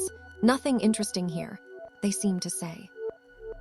The queen knows this, but she knows we cannot please everybody. If we stumble, hideous things may happen. Yet we must not be faint-hearted and bashful either, so Her Majesty says, but our old habits are not so easily shaken off, and all the young nobles of the present day are, on their side, only indulgent pleasure seekers. The ladies around the abbess, who indulge in aesthetic pursuits, gazing at the moon and admiring flowers, may talk only of these things to the nobles, boastfully and intentionally, and the nobles might say that it is difficult to find ladies with whom they can chatter light-heartedly morning or evening, or discuss interesting topics occasionally. Although, as I haven't heard them say it, I do not know really what they think. In general conversation, it is awkward to say profound things. It is far better to speak with simplicity, and the nobles seem to think so. The difficulty is to understand the occasion and adapt oneself to it. When the first official of Her Majesty comes to report to her, the delicate, shy ladies in waiting cannot meet him on common ground or converse fluently, not because they are deficient in words or thoughts, but because of their extreme timidity. They fear their faults may be noticed, so they cannot decide what to say. Others abbess ladies may not be so.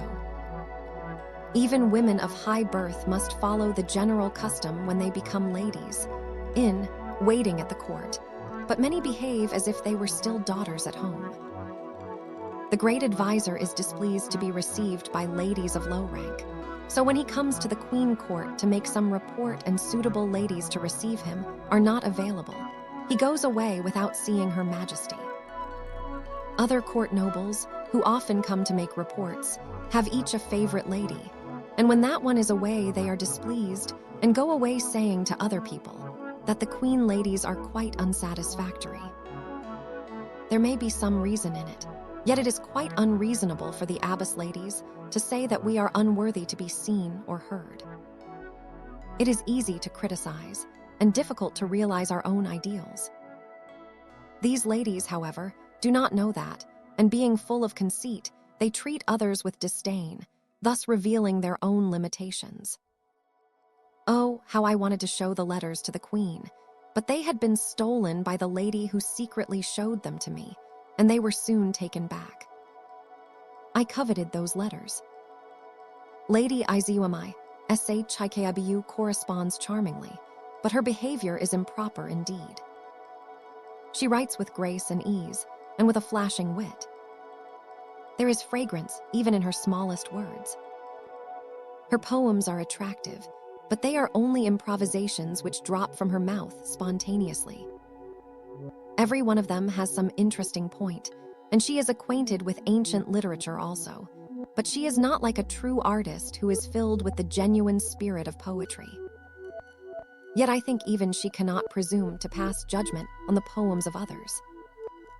The wife of the governor of Tamba province is called by the queen and prime minister Masa Hira Iamon. Though she is not of noble birth, her poems are very satisfying. She does not compose and scatter them about on every occasion, but so far as we know them, even her miscellaneous poems shame us. Those who compose poems whose loins are all but broken, yet who are infinitely exalted and vain, deserve our contempt and pity. Lady Seshchuanjoan, a very proud person. She values herself highly and scatters her Chinese writings all about. Yet should we study her closely, we should find that she is still imperfect. She tries to be exceptional, but naturally persons of that sort give offense. She is piling up trouble for her future. One who is too richly gifted, who indulges too much in emotion, even when she ought to be reserved, and cannot turn aside from anything she is interested in spite of herself will lose self-control. How can such a vain and reckless person end her days happily? Here there is a sudden change from the court to her own home. Having no excellence within myself, I have passed my days without making any special impression on anyone. Especially the fact that I have no man who will look out for my future makes me comfortless. I do not wish to bury myself in dreariness. Is it because of my worldly mind that I feel lonely? On moonlight nights in autumn, when I am hopelessly sad, I often go out on the balcony and gaze dreamily at the moon. It makes me think of days gone by. People say that it is dangerous to look at the moon in solitude, but something impels me, and sitting a little withdrawn, I muse there. In the wind, cooled evening I play on the koto, though others may not care to hear it. I fear that my playing betrays the sorrow which becomes more intense, and I become disgusted with myself, so foolish and miserable am I. My room is ugly, blackened by smoke. I play on a 13 or 6 stringed koto, but I neglect to take away the bridges even in rainy weather, and I lean it up against the wall between the cabinet and the door jamb. On either side of the koto stands a lute Japanese biwa. A pair of big bookcases have in them all the books they can hold. In one of them are placed old poems and romances. They are the homes of worms which come frightening us when we turn the pages, so none ever wish to read them. Perhaps her own writings, she speaks so slightingly of them. As to the other cabinet, since the person who placed his own books there, no hand has touched it. When I am bored to death, I take out 1 or 2 of them, Then my maids gather around me and say, "Your life will not be favored with old age if you do such a thing." Why do you read Chinese?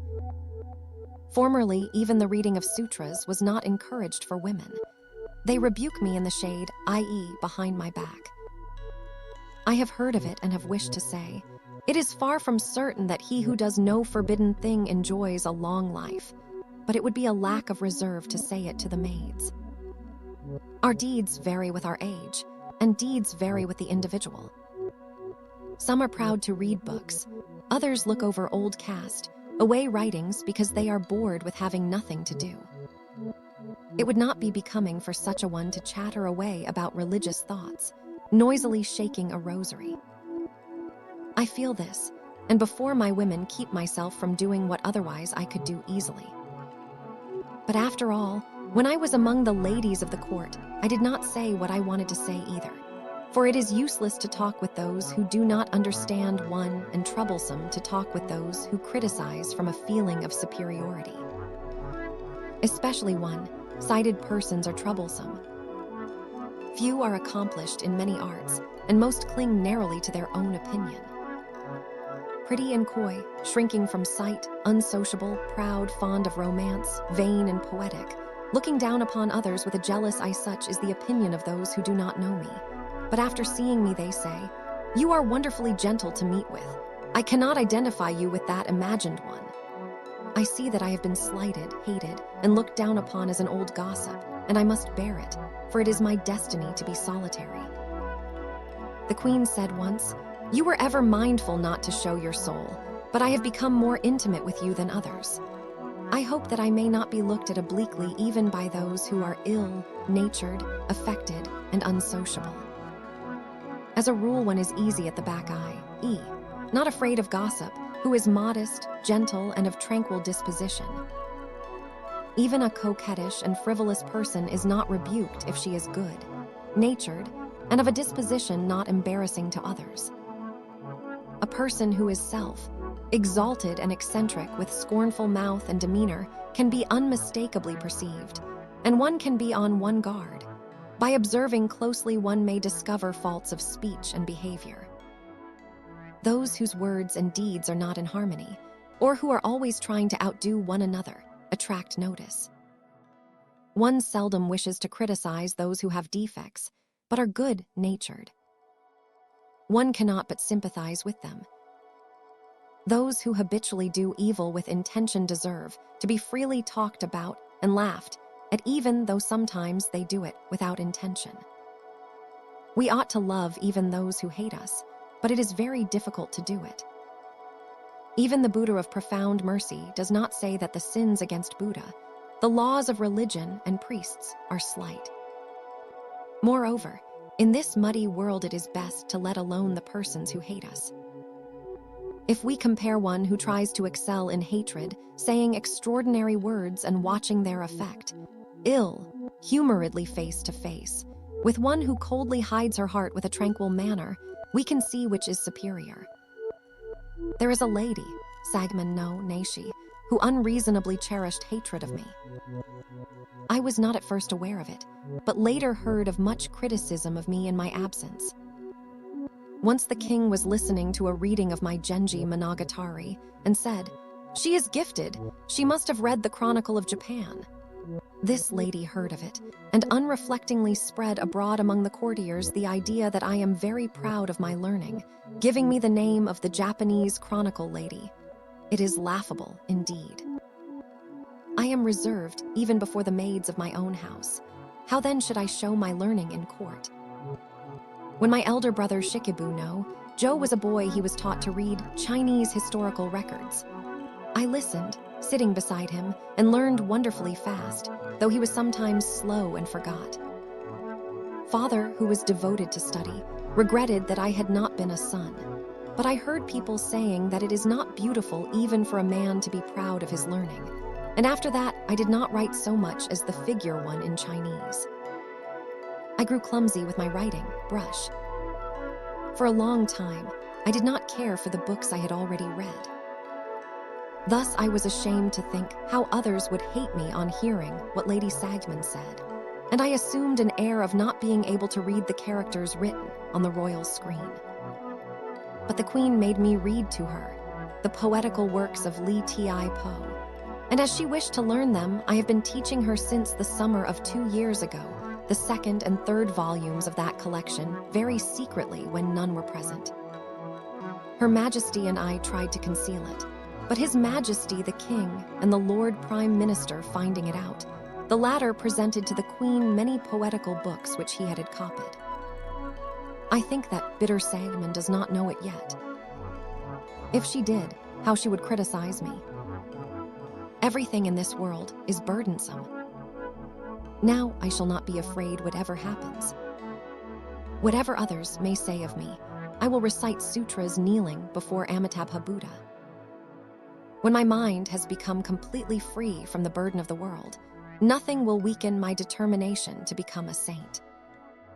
Though I set myself devotedly against worldly passions, it seems that there extends before me a limbo of dull wanderings before I can mount the cloud.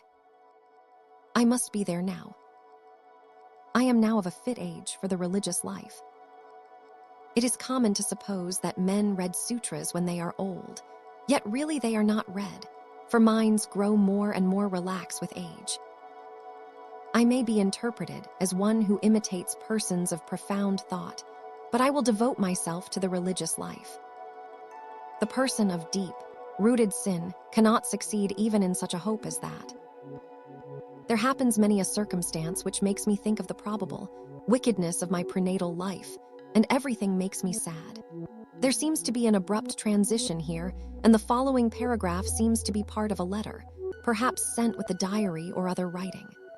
I wish I could make known everything to you, good and bad, things of the world, and those relating to my life, all that I could not write in my letters. You could not expect such writing as this from your friend. You feel weary of life. Please look into my heart also weary. Please write to me even, a little whatever comes into your mind. It would be very unfortunate if my writings were scattered about and made known to others. I have written many things of this sort, but recently I have torn up all my old writings, burying some, and making dolls' houses of the rest. Since that time I have received no letters, and am determined to write no more on fresh paper. So thrifty have I become. I think I am not in the wrong. After reading, please return quickly.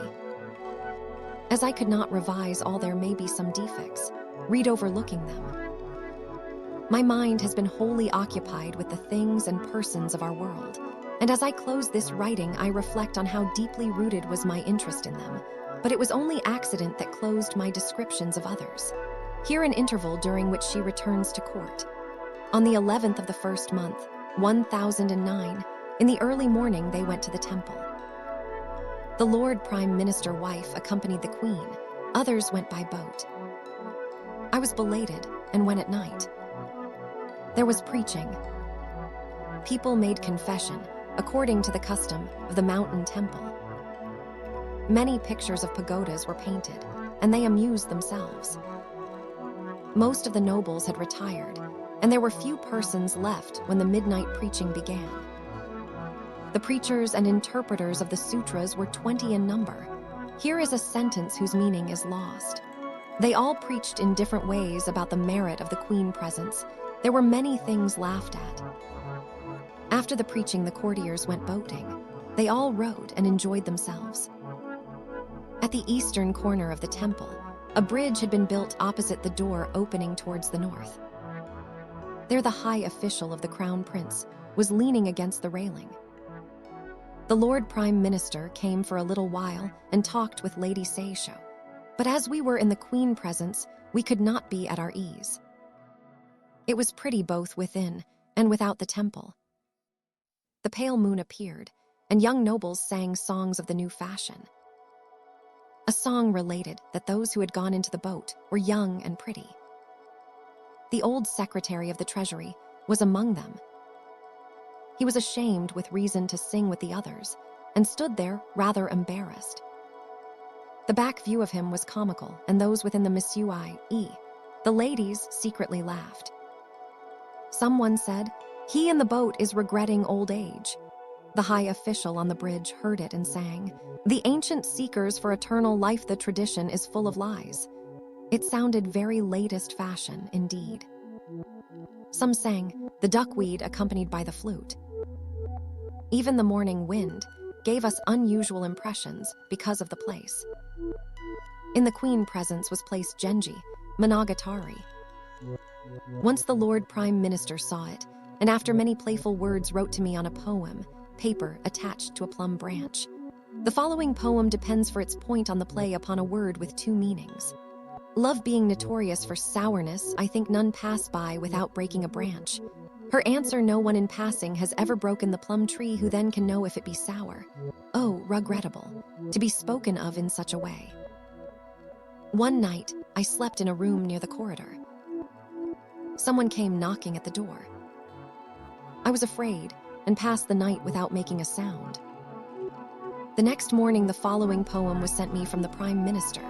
All the night through, knocking louder than a water rail, I stood in vain at the door of Hinoki Wood, weary and lamenting.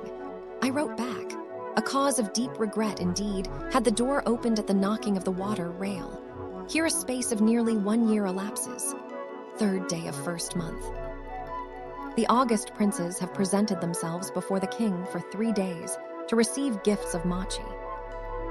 Ladies of high rank accompanied them. Sageman, no. Kami held the prince, and the machi was brought to his majesty by the Lord Prime Minister. The king, facing towards the east door, gave it to the August princes. It was a beautiful sight to see the young princes coming and returning through the corridor. The Queen Dowager did not present herself. On the first day, Lady Seish served at table. Her color combination was cunningly executed. Ladies Takumi and Hyogo officiated as the Queen's secretaries. The ladies who tied their hair were particularly attractive.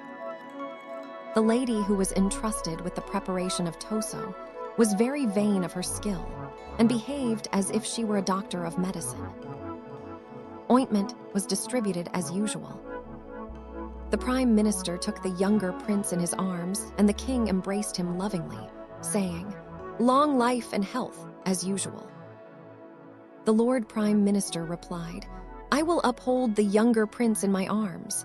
But at that his augustness, the crown prince, became jealous and begged to be taken up too, saying, "Ah." The Prime Minister was much pleased, and the general of the right bodyguard and others were amused by it. The Lord Prime Minister had an audience with the king, and they came out together to find amusement. The minister was much intoxicated. Troublesome, I thought, and hid myself away, but I was found. "You are summoned by the father of the queen, yet you retire so early." "Suspicious person," said he.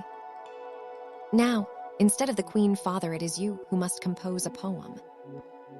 It is quite an ordinary occasion, so do not hesitate," he urged, but it seemed to me very awkward to make one only to have it laughed at. As he was very much in liquor, his face was flushed and flamed out in the torchlight.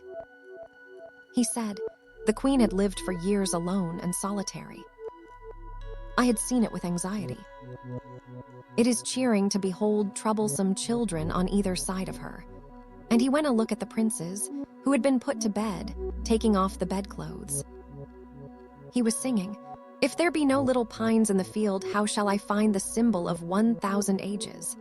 People thought it more suitable that he should sing this old song than make a new one. The next evening the sky was hazy.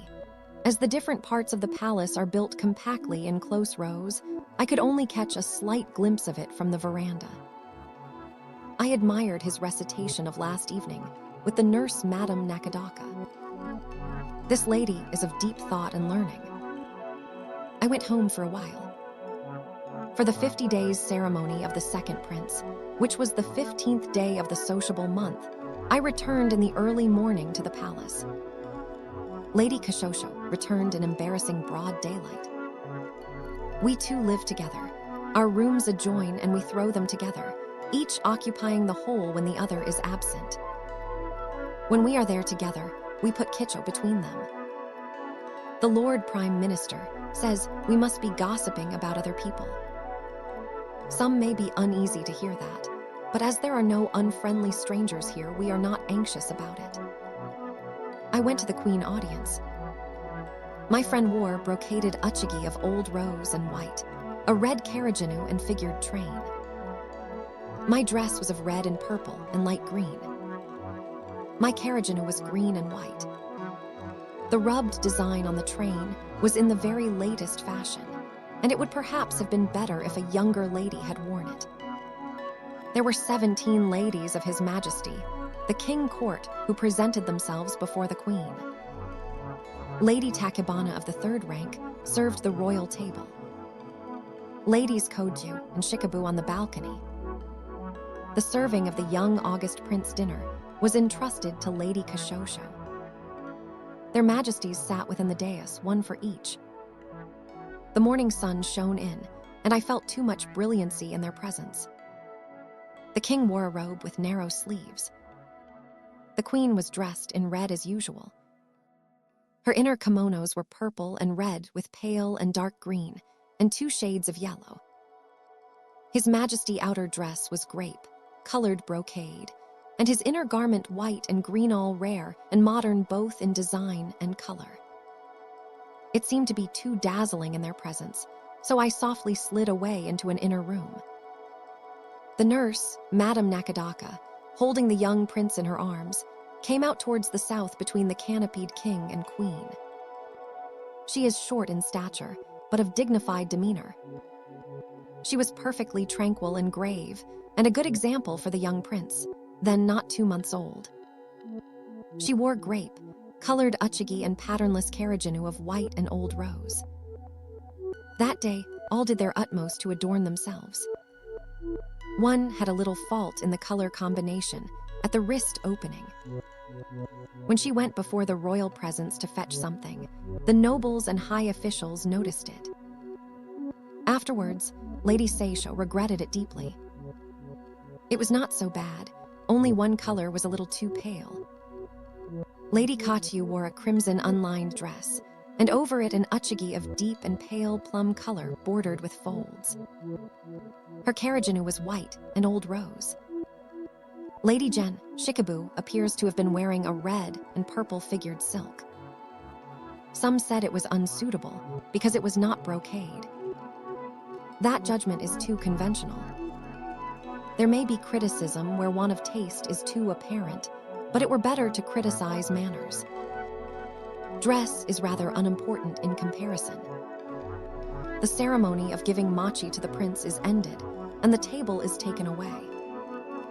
The milieu of the anteroom was rolled up, and we saw ladies sitting crowded at the west side of the dais. There were Lady Takebana of the third rank, and Neishi Nasuke, the younger attendant of the August princes, sitting in the doorway. In the east anteroom, near the shioji, there were ladies of high rank. I went to seek Lady Dainagan and Lady Kashosho, who were sitting east of the dais. His August Majesty sat on the dais with his dining table before him. The ornaments of it were exquisitely beautiful.